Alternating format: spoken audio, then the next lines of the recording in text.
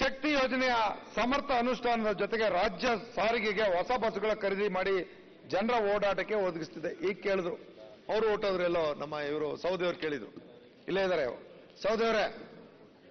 Saudi ಅವರೇ ನೀವು ಮಾತಾಡಿ ಬಸ್ಸು ವಿಚಾರ ಹೇಳ್ತೀನಿ ಕೇಳ್ಕೊಳ್ಳಿ. ಹೊಸದಾಗಿ 1150 ಬಸ್ಗಳನ್ನ ಇವತ್ತು ಖರೀದಿ ಮಾಡಿ ವಿವಿಧ ಸಾರಿಗೆ ನಿಗಮಗಳಿಗೆ ಒದಗಿಸಿದ್ದೀವಿ. ನಿನ್ನೆ ಹೇಳಿರ್ತಕ್ಕಂಥದ್ದು ಘನವೆತ್ತ ರಾಜ್ಯಪಾಲರು. ಜೊತೆಗೆ 1550ಕ್ಕೂ ಹೆಚ್ಚು ಖಾಲಿ ಹುದ್ದೆಗಳನ್ನ ಭರ್ತಿ ಮಾಡಿದ್ದೀವಿ. ನೀವು ಮಾಡಿರ್ಲಿಲ್ಲ.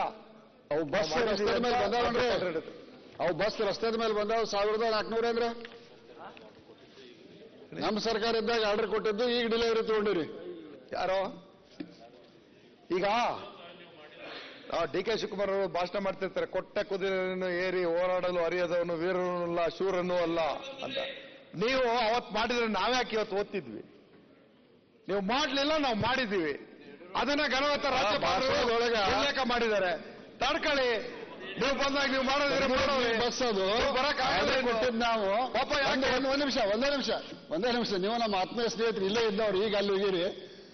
ಒಂದು ಸುಳ್ಳು ಭಾಷಣವನ್ನು ಓದಕ್ಕೆ ಎಷ್ಟು ಶ್ರಮ ತಗೋಕತ್ತೀರ ಅಂದ್ರೆ ಪಾಪ ನಿಮ್ಮನ್ನು ನೋಡಿ ನಮಗೆ ಕಣಿಕರ ಅನಿಸ್ತದೆ. ಈಗ